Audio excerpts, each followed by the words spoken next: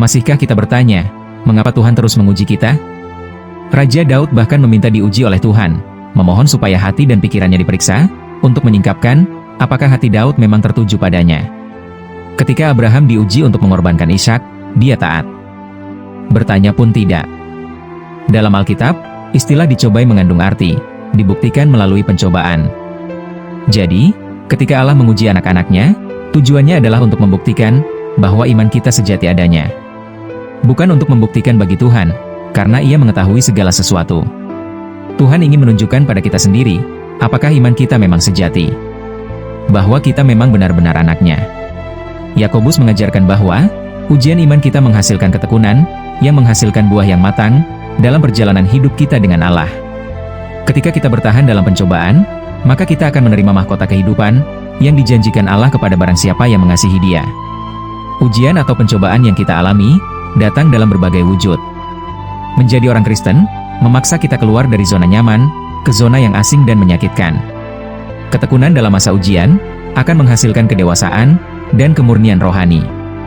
Oleh karena itu Yakobus menulis, "Saudara-saudaraku, anggaplah sebagai suatu kebahagiaan, apabila kamu jatuh ke dalam berbagai-bagai pencobaan." Ujian iman ini, sering terjadi tanpa kita sadari, dalam berbagai hal dalam kehidupan sehari-hari. Bahkan, bisa berupa penderitaan yang dahsyat. Atau bahkan serangan dari iblis. Apapun sumber ujian dan pencobaan itu, yang diperkenankan Tuhan, tujuannya adalah membuatmu semakin kuat dan jauh lebih baik. Ayub adalah contoh, di mana Allah memperbolehkan, salah satu orang pilihannya dicobai oleh iblis. Dengan sabar, Ayub menanggung semua pencobaan itu, tidak berbuat dosa, dan tidak menuduh Allah berbuat yang kurang patut. Ini membuktikan, bahwa kemampuan setan untuk menguji kita, dibatasi oleh kedaulatan Allah.